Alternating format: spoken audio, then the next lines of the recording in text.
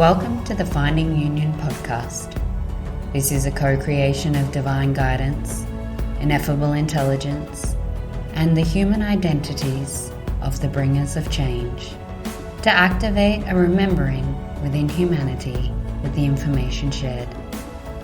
The topics and the words spoken in these episodes will allow for the activation within each individual to create a deeper connection with others, self, and ultimately Creator.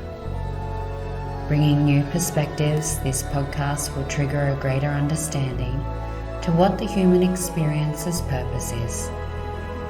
As you continue to listen to these conversations, you will be activated into purging the falsities of your mind, allowing your identity to dissolve, bringing more authenticity into your daily life. Here you will receive universal downloads, consciousness, and a place of remembering the true love of unconditional source connection. Thank you from all spaces throughout the universe for allowing yourself to connect deeply with the information being shared. Here is your host, Conduit of Universal Truth, Danielle Butler. Welcoming to the Finding Union podcast, Naomi Kennedy, who is a metaphysical life coach. And she is a beautiful sister of mine and a dear friend that has been a beautiful mirror in my life experience. And I'm so honored to have her in this conversation. Welcome, Naomi. Awesome. Thank you, Gia. It's nice to be here. It's lovely to, expand the waters and different audiences and see what comes about. You are one of the most unique creatures, I would say, that I have witnessed in my human experience thus far. And I feel completely honored to have connected with you in such a deep level and to receive your gifts. And it makes me a little bit curious to know what a metaphysical life coach is, because I haven't heard you express this before, and I would love to hear your expression of what that is and how it came into your field and your embodiment. So metaphysical life coaching is it's true life coaching. It's working with all of your energetic bodies, your past lives, and all aspects of your life. So relationship, business, and every aspect of your life. So this is where I didn't coin it. I was called a metaphysical life coach.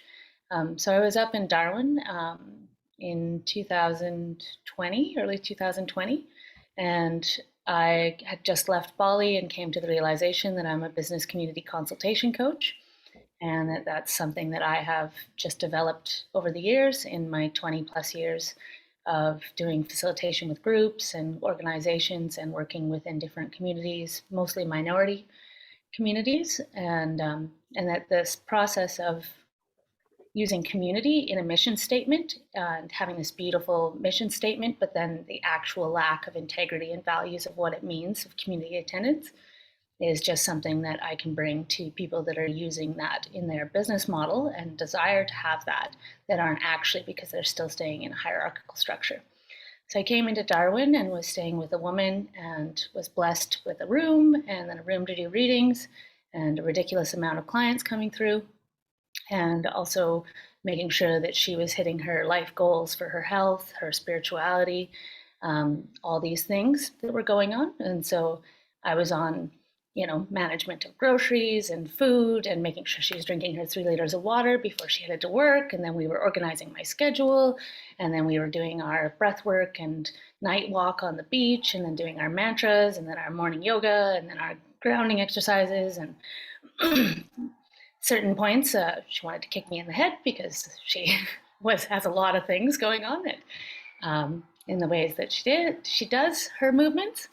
But one of her friends had been bugging her for a period of time, who's the other woman that ended up supporting me through COVID, to get a life coach, because she'd been taking her Navigator's Prime life coaching training. And she's like, you need a life coach, you need a life coach. And she was resisting that. And then the one day she looked at me and she's like, I don't need a fucking life coach. I've got a metaphysical life coach. She's like, I can see the logo. She's like, it looks like this. And you're my life coach. You're my metaphysical life coach. And I was like, oh. And I was like, yeah, I guess that is what I do, because I look at all aspects of nutrition. I look at all aspects of what your personal goals, as far as artistic goals, like things that your soul needs to do.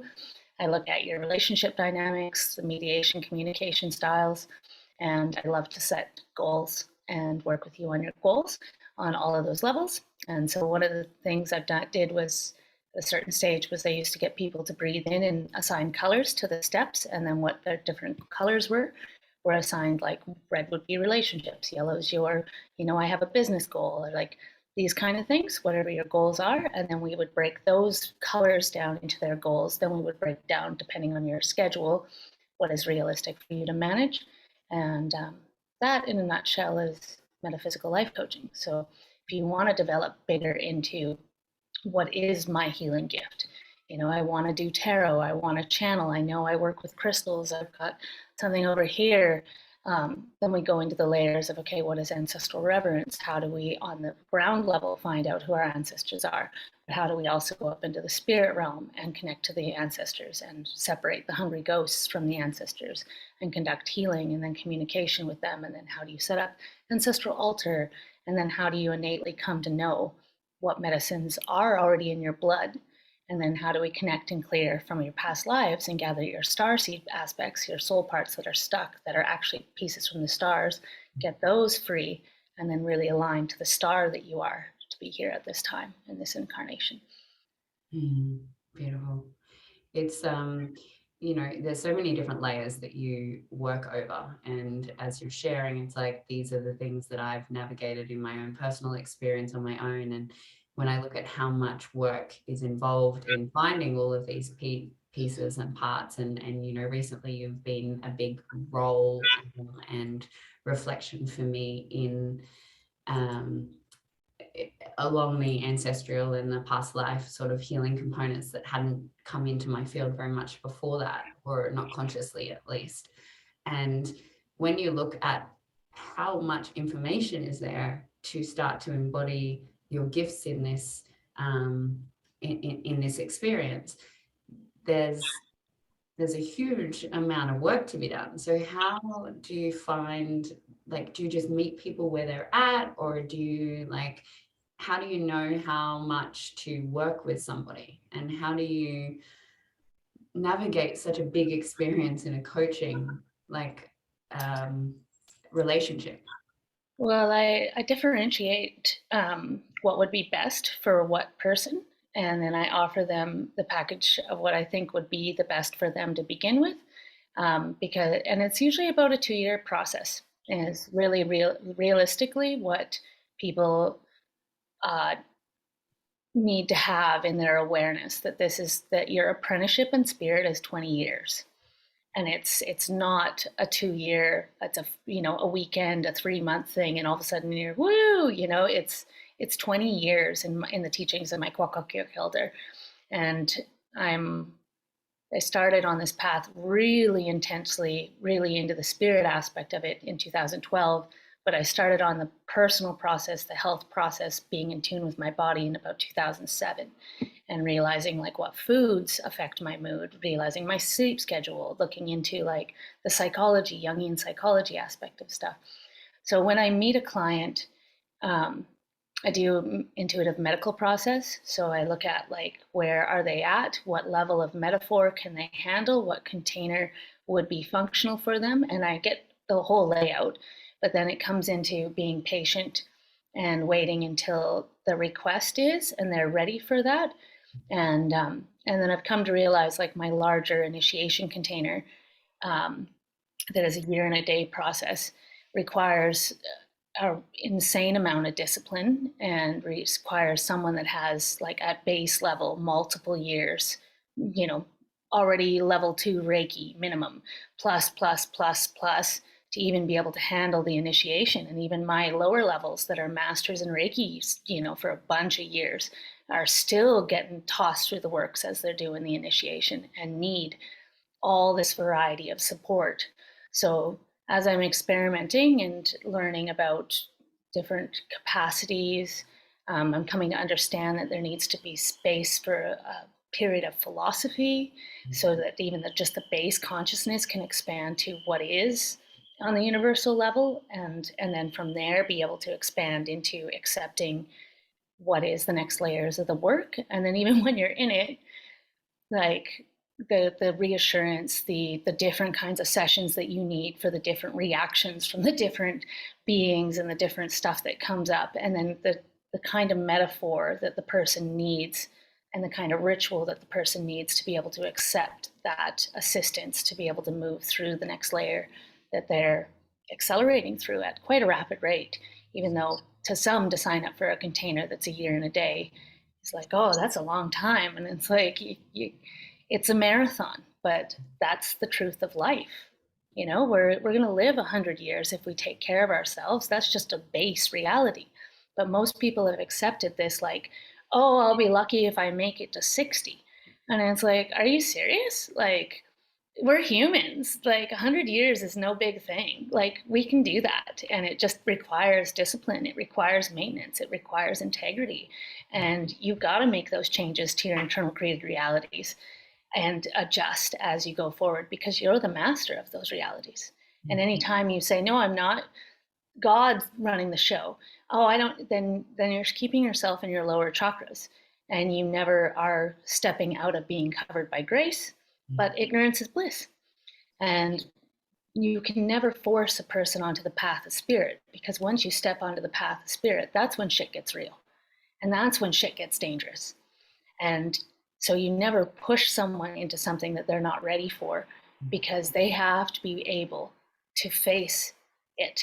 And at the different levels, the different initiations, the different processes they go through, you can lose your life if you do not have the strength and you don't humble yourself in the moment where the panther comes out across the river and makes eye contact with you. And you look at that Black Panther and you're like, and if in that moment you realize, I don't have the strength for this initiation, and you bow down, there's no shame in that. She disappears and she waits for another day for when you come back again to see if you're ready.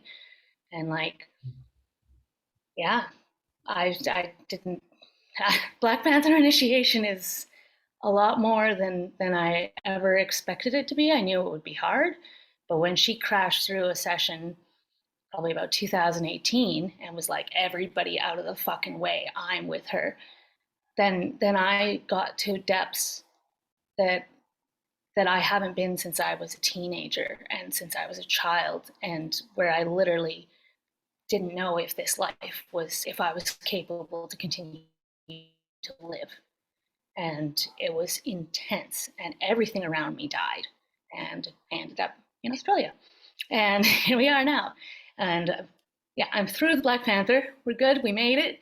But yeah, there's always more. There's always different initiations. There's different levels, and you just have to meet people where they're at, and then just like assess and identify, like, what is the metaphor, where they're at, what kind of philosophy, psychology, what do they need, and what approach do they need? How firm do they need it? How soft? How funny? Do they need it to be able to hear the messages and get it to drop, and accept the assistance and begin to build the muscles? Because you never want to have someone have you on a pedestal, because then you're still in a hierarchical power structure. You want circles of circles of circles, and you want to empower people so much so that they don't even realize that you're leading them. And that's where you want to lead from, is more from the Taoist viewpoint, which is that you plant the seed, then you leave, and you come back, you water it a little bit, then you leave, and then they come back and they're like, look at this fruit I have that I grew this myself. And then you got to check your ego and be like, wow, what beautiful fruit. That's incredible, and it's like, I have a forest over there and I dropped that seed off, but you didn't notice that because you've never actually took the time to wander through my forest. And it's not about me. It's about you feeling so stoked about what is growing in your garden, and feeling so empowered that your circle is being fed, is being nurtured, and you're standing in this beautiful reciprocal ability to receive and nurture and receive and nurture. And then, yeah, you know, little bird drops by again and drops a little seed, and then there's something sprouts up, and you have this interest in this now. And so you know how to tend to this kind of seed. And then at another point, you come back through, and all of a sudden they're growing things that you've never had before. And then you can meet them at this level of like cross-pollinating seeds and being like, oh, cool, okay, well, over here I had these guys, and if we could bring one of them closer and get the breeze to come through, which is not a problem, you can totally ask the wind to do whatever you want, then you can like cross-pollinate and see what happens together. And that's my favorite stuff, is when you move into like synergistic relationships where you come together with someone and you get pregnant with something that neither of you know what it's going to look like. And it's just so amazing, you know, and the options are so beautiful. So I try to develop containers and assess, and I'm just in the process of refining what my screening process would be for some of my larger things, and then what is my things for the babies, you know, the little birds that have really big heads, and you know, and are powerful, but their spectrum of power is about yay big. And then the thing with power is that as you grow, that's where you get imposter syndrome, is because then you have this huge amount of power, but then you also have this awareness of I don't know this. As for before, you knew this and you didn't know this. And so it wasn't that intimidating. But then as you size up in power, all of a sudden you don't know all this. And then you start to question if you even have any power at all. And as far as some of the people on this planet that are still doing the big work that we don't even get to see, we're still little birds. You know, I'm like still in our apprenticeship. And even my elder the other day was saying about moments where she was very greatly humbled, realizing like the level of shape shifting and the level of like attendance from these people that she had met at this gathering, that like they were consciously working with her from the ethers at a distance her whole life. And just like this awareness of how like little bird she still was, even though she carries big fucking medicine. And it's just like, whoa. And yeah, so it's a beautiful process. And then just, yeah, seeing what is necessary, what is spirit requesting of me, what is my soul purpose, and not getting distracted, aiding people to rise in theirs, and then losing myself in the fact that I'm here to create art, and I'm here to bring spirit to the masses.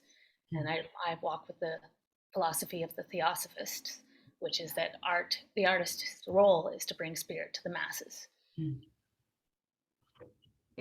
I love the way that you communicate, because of all of the references to things that most people, like metaphors, right? And the way that you communicate in story, and it's so different to the way I communicate, and I guess many other people would have heard. So one of the things of a question that came up was around the Black Panther, and then I also want to touch on something around the baby bird piece. But the Black Panther, is that a metaphor of like a dissolving of some level of your identity and going through like the shadow work and going into the darkness to come into your power? Is that how you would explain it for someone who maybe hasn't, that's listening, that maybe needs a little bit more of a mainstream view of awakening? So Black Panther, it comes out of North America. There was panthers in Florida up until they were hunted all the way down. Black Panther medicine is also from Central America down into South America. And so the Jaguar initiations of the medicine people down there is that the jaguar literally eats you. And it's a very intense initiation to become Jaguar medicine. And so first you've got to be consumed by jaguar and even go through the process of, because jaguars hunt both at the waters and in the canopy. They have the most diverse of all the animals for what they eat, and they hunt easily in the water and in the canopy as well. So this gives that type of medicine many, many means to develop itself. So if you look at like a spirit animal that's working with you, you also look at its predators and its prey. Jaguars have no predators except for humans, and humans are just as much on the meal list as anybody else. The other thing that's unique about jaguars is that they're the only big cat that comes down through the cranium. They have the strongest of the jaws of the cats, so they have the strongest words of spirit animals. And they come down through the top of the cranium. They head for the crown chakra, and then they consume from there. And other cats, cheetahs suffocate. They don't drop blood. Lions go for the throat. Tigers go for the throat. They go for the voice, and they suffer, and they do some kind of to the throat. Leopards as well. But jaguars come right for the top of the skull and go right for the crown chakra and come right in through the consciousness. So they have huge medicine to do with that, as well as because they have that diverse food, they go into the water, into the emotion, and then they bring it back to a grounded place. Then they go up to a high space to process. And so they have this advancement of all these different animal medicines that they have, and this awareness of into the emotion, grounded emotion, up into the high levels. And they really cover a spectrum that most animals don't. So Jaguar initiations alone to attain Jaguar medicine is pretty intense. And like I said, their initiation that they show is like that the shaman gets eaten by the jaguar, and the Jaguar warriors were a very distinct sect of warriors that didn't get to have a life. You lived in the jungle in a jaguar hide, sitting and waiting, protecting always the community. And so a lot of people that were initiated in past lives into Jaguar medicine don't want to do the Jaguar warrior thing again, because they want to have a family, they want to have a life, they want to be in community, not of service to community always. So there's always interesting catches to different medicines. And then Black Panther is going even deeper because they're a rare genetic anomaly that happens. You can have two regular jaguars and they can pop out a Black Panther pup. And it just is something that just happens at random. So it's more like a deep, dark, mystery, divine, feminine aspect of the Jaguar medicine. And it's more in the feminine because it's the dark, it's the mystery. And then it's a deeper occultism connection to the Mother Earth and to the divine feminine than it as for the jaguar itself is more solar and masculine. So the Black Panther initiation has more to do with the feminine and surrender and trusting that you cannot see. So when I first got to Australia, I'm used to seeing. I really am. But it was just like, you can see one step ahead. And I was like, yeah, but like I have a return flight to Canada and I like don't want to. So like I need to like figure out like canceling my flight and stuff. And they're like, no, go to Bali. And I was like, yeah, but I have this retreat that I'm supposed to go to with my wife, but I don't have a wife. And I don't know like how that, and they're like, shut up and go to Bali. And then like 3 days before I was supposed to go, I was like, Tinder? There's a wife? Anybody? Like, and then I met a bunch of things that were supposed to be my wife, then it wasn't my wife, and then it was like, then I like went to the retreat and told everybody I had a wife, and I didn't have a wife, and then I got drunk, which I don't drink, and then I was like, I have to leave this retreat because now I'm lying, which is against my integrity, and then I found someone who was willing to be my wife, but then I was like, no, I'm out of integrity I should not have in the first place agreed to this, and I should have just not so just like, and then yeah, coming back into Australia, I dropped back into Australia. I had 2 weeks before I was supposed to leave, and then flight canceled, COVID, cancellation insurance kicks in, and I was like, oh, okay, well, and for most of my trip, it has been this like surrender, surrender, surrender. Do you trust us? Will you go swimming in crocodile waters? Will you listen so deeply? Will you trust us to protect us? Can you listen? And I was like, I'm really anxious about this because like I could get eaten. And they're like, yeah, but you listen. And then I'm in the water and I'm like, okay, I'm fine. I'm still protected. And they're like, don't splash. That's how you attract the crocs. And I was like, oh my God, what the fuck? And they're like, shut up and surrender. You see nothing. You know nothing. You trust. And I was just like, yeah, I trust. And I was like, this is intense. I could get eaten. And they're like, yeah, exactly. Black Panther initiation. You could die if you don't listen and surrender and listen articulately to what you're being told to do. Every moment being present with what needs to be done next. That's it. And then just do the next thing, then we'll show you the next step. So it's like, go pee, go eat, and then we'll tell you what you need to do. So Black Panther is much more in that like mystery aspect of the divine feminine, where it's the void. Anything can come out. You don't know where you're going to end up when you go into a black hole. But we know that they're portals. We know that you go places. We know that you can shift dimensions. As for regular Jaguar is solar. It's in the sun. It's the masculine. You make a linear plan. You go get what you want. You do your due. And you get this, and then you get that, and you get this, and you go in the water, and then you come to the canopy, and then you get your variety of things that you're needed. And yeah, so Black Panther is just a little bit, it's more in the feminine.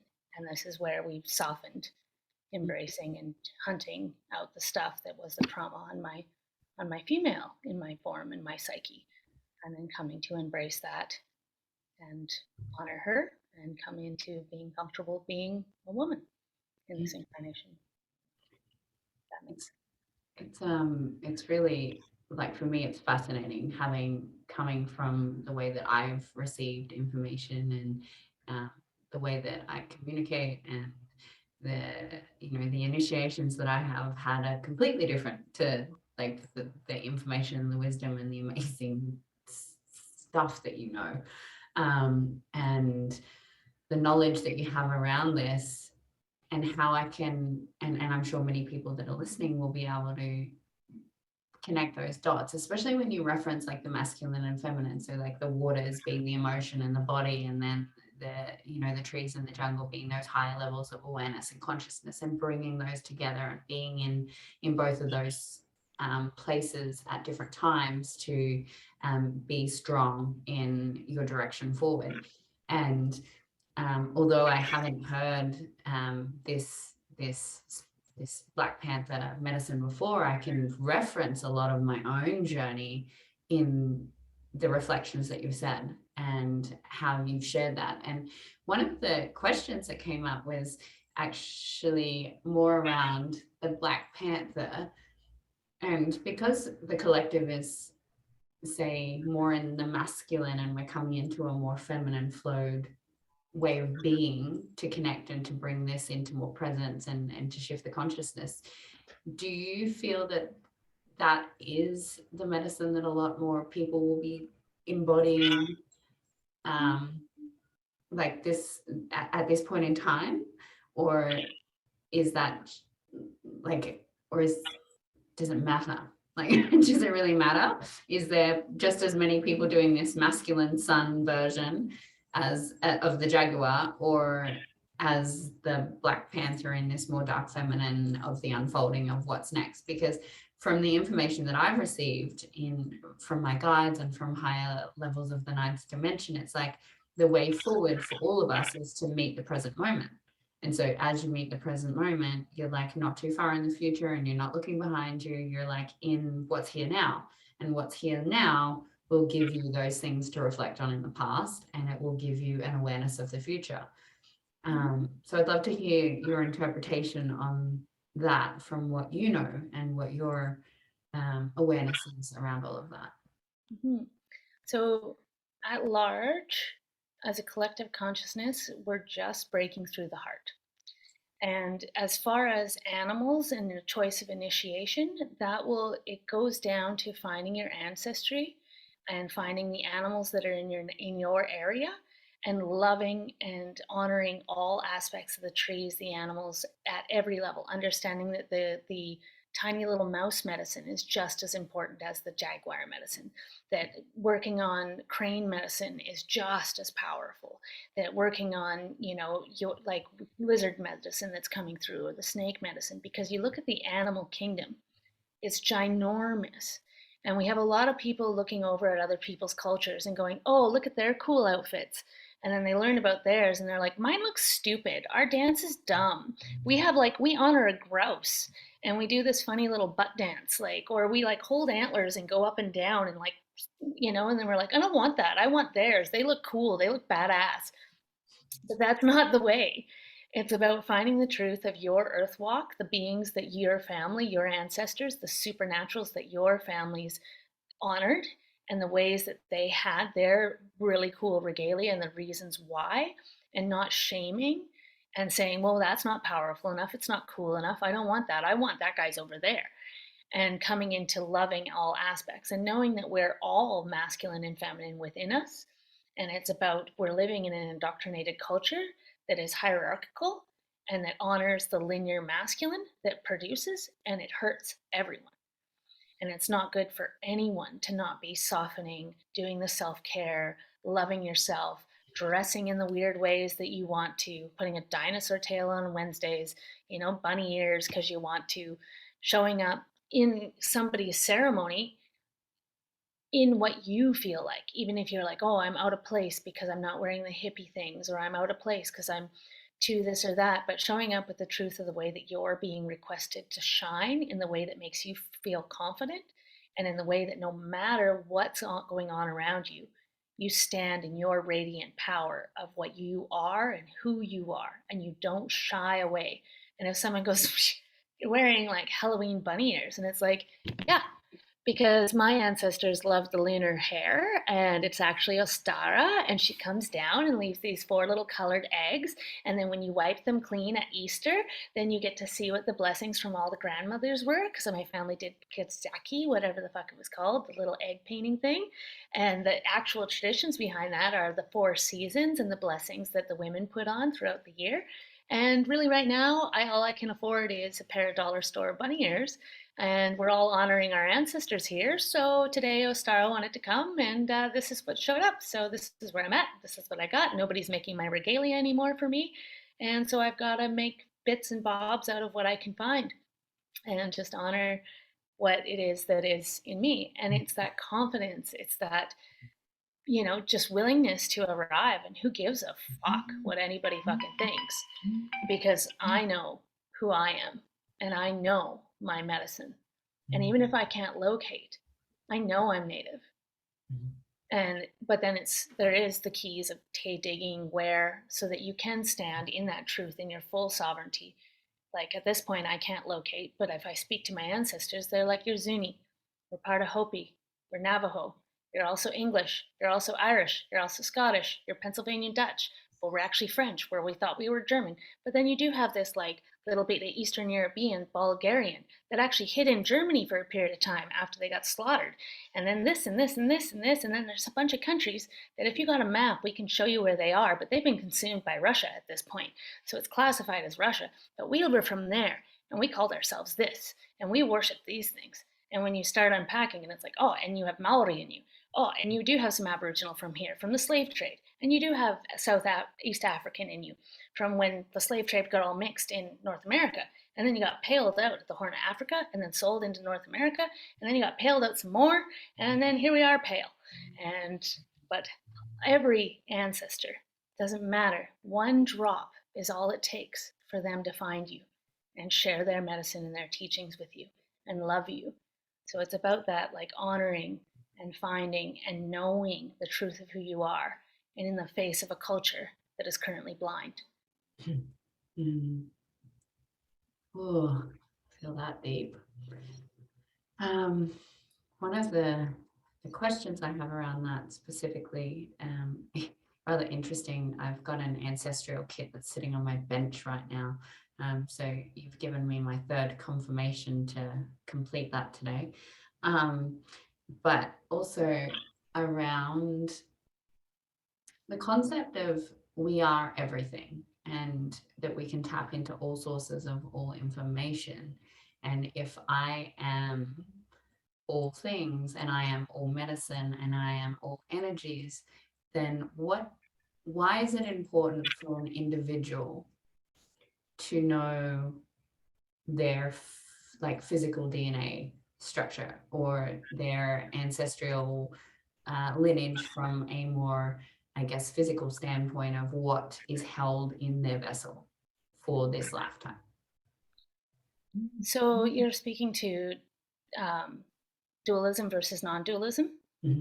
So the importance of that is the concept of oneness, of one soul, so that you know that you are your neighbor. Your trigger is actually you. You're judging yourself.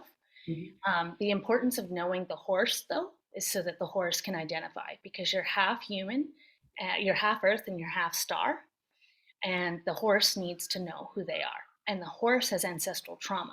So it's really easy to spiritual bypass and say, I'm all one. And the nice thing about ancestors is that they're starving right now. So if you wanted to pick up a Chinese kit and start learning about Chinese ancestry and do Chinese medicine, the Chinese ancestors will fucking come in and give you all the gifts. They don't care, because they're hungry for people to reverence them properly. But the fact is that if you go to your blood, you clear out the shame that you have because what your ancestors did as being part of the slave trade, or did in this, that, or the other that got them cursed and sent to the different places in their protection of their lands, and you clear all that shame out, then you can really stand on deeply rooted into earth while you hold the stars. And then you can really bring the star energy to the earth and the earth energy to the star, and not have to deal with all these little tidbits that are going to work their way out when you bump into another horse. And then your ancestors start wigging out saying, they stole our cow, and like, fuck them. And then you start this relationship and it's really beautiful and lovely, and the next thing you know, it's blowing up over this one sentence and you can't forgive them, and rah, rah, rah, rah, rah. And that's the stuff of the horse. And it's the roots of the tree, though, because as you expand larger into your soul stuff and your lineage in the stars, then you have to have the foundation and the roots. So you will naturally parallel. If you look at a tree's growth, their branches parallel their root structure. And so as you're growing, you are going to crash into your ancestral garbage. And you can try and spiritual bypass it all you want. But in the yogic teachings, it is all about presence. And there is these processes where if you are just present, then you can burst the skis, which are the seeds of crap, the patterns that are put in by trauma, past lives, the things that are in the Maya that are meant to distort you from being aligned with the truth of what you're here to bring. And there's so many ways to do that. You don't have to be conscious with the process. You can just have that fight with your boyfriend. And then like take 3 months to forgive them, and then all of a sudden everybody's better. But or you could go into it as soon as it activates, realize that they murdered you in a past life, and forgive them and yourself for the oopses that went on there between all the things. Maybe it's ancestral, maybe it's not, because the soul jumps. The horse doesn't always incarnate. The horse will keep incarnating through the same bloodlines, but the soul has the option to hop, and our body is separated into 3 sections of soul. So when we die, the bottom part goes back into the earth. Then the middle part goes into a space in nature. That's why they deforest places. When they come in, they remove the old growth. And that's also why they move people to reserves, even if it's only 4 miles away from their original territory.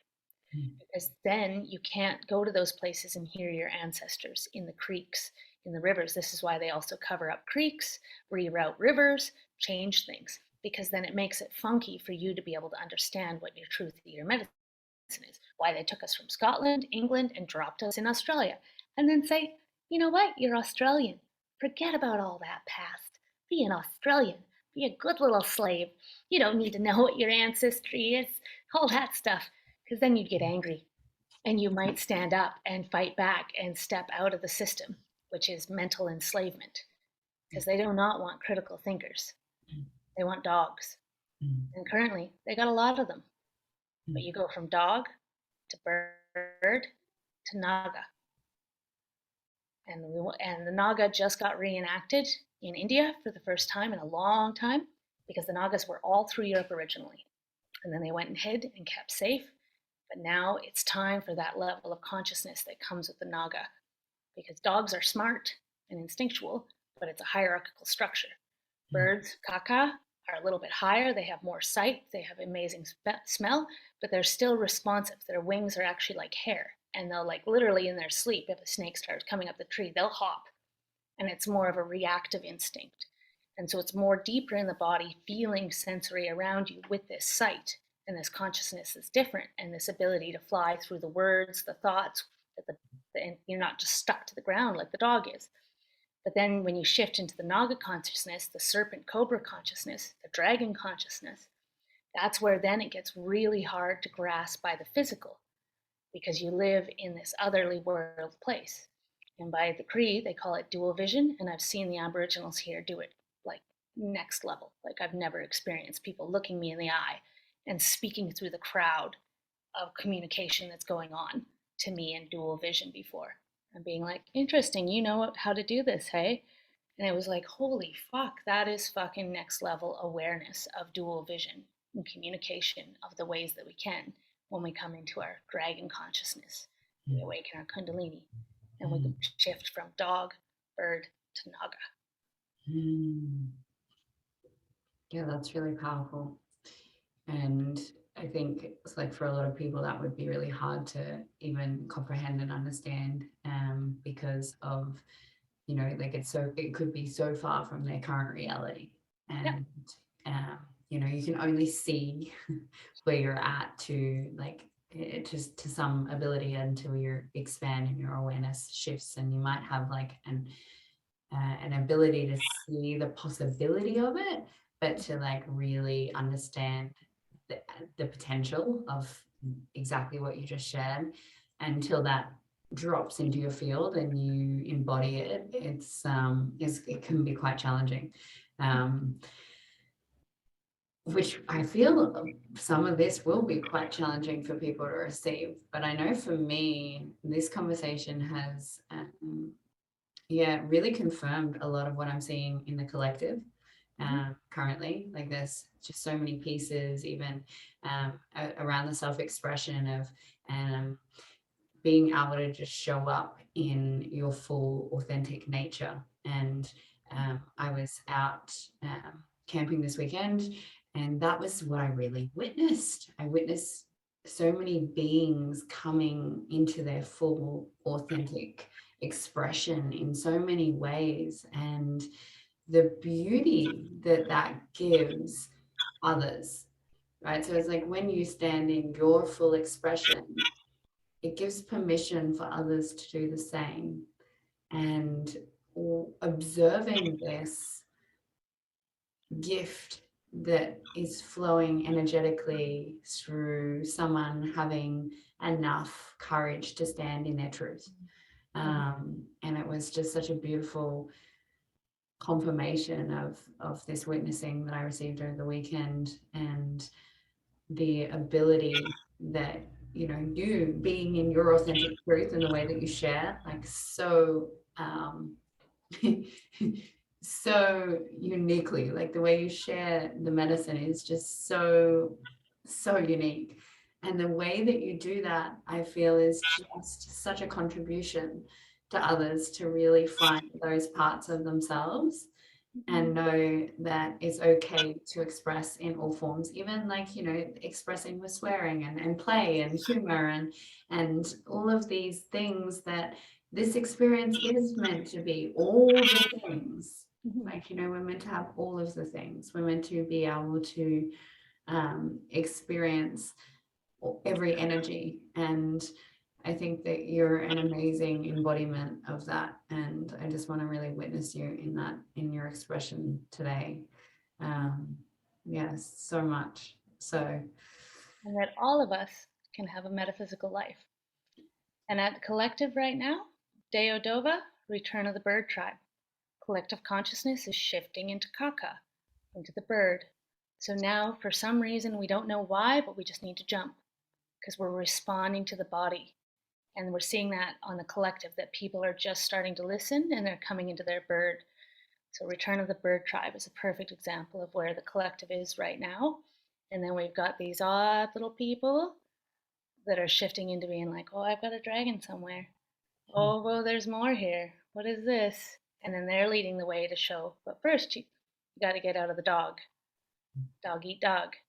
But we're seeing on collective, people are waking up to that, and they're like, I can just fly away from something that threatens me because I can feel it, and I can just trust that my body will just move me to the space that I need to when I need to, even if I'm sleeping. And yeah, we can live metaphysical lives because we are. So we might as well enjoy the sweetness of all the truth of it is. And yeah, come to embrace our nationhood. Because we can't honor someone else's nationhood if we can't honor our own. It'll cause us a sense of lack and jealousy at how innately they know themselves. Yeah, that's such a beautiful piece.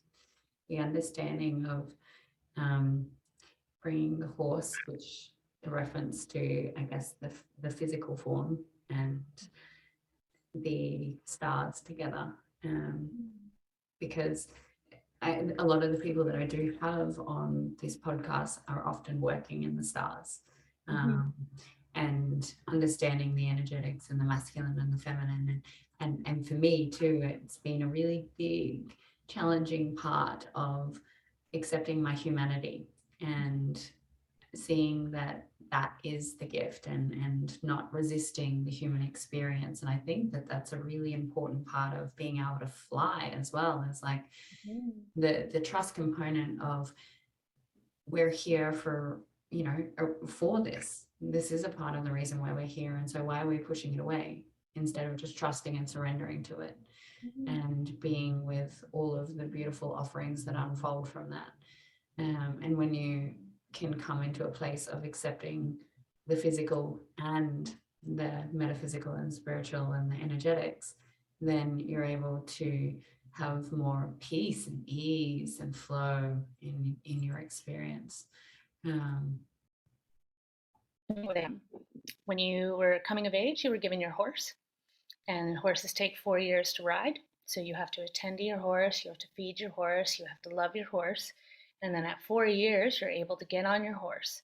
And you knew your connection through spirit by riding your horse. There was no bridles, there was no breaking. It was complete mutual respect, to the point that horse would jump over a crevice for you. That horse would ride into battle with you because you were one with this horse. And when you did that, you became the 8-pointed star. And when the horses first got shipwrecked and ended up in North America, the indigenous people met the horse, and the Lakota immediately identified that connection, that if you respect the horse, you get to be even closer to spirit, and you become the 8-pointed star when you get on top of your horse.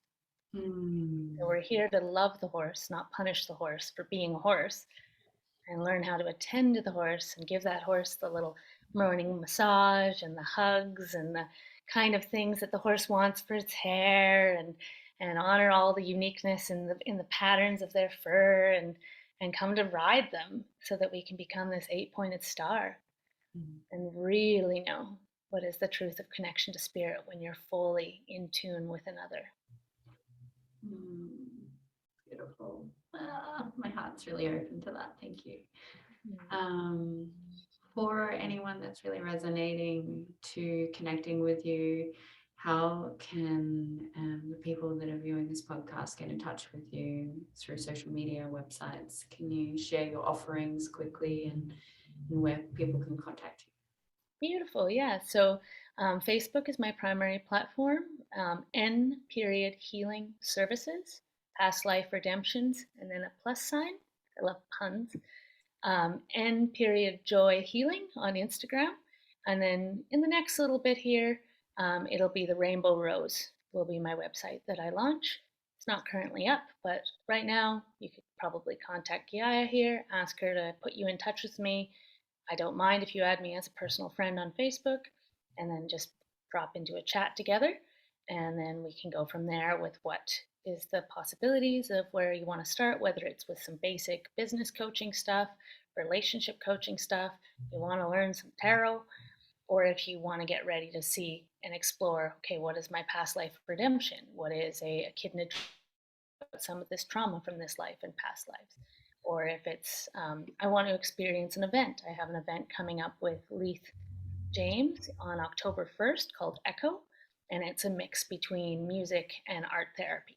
So it's very much for just mindfulness tools, exercises, really gentle, not so woo, beautiful way to approach materials, have fun, and play. So that'll be offered on the Gold Coast. And then I'll also be up at that gathering in Noosa that you're also at facilitating on the 17th, 18th, 19th, or something like that. No, it's earlier than that.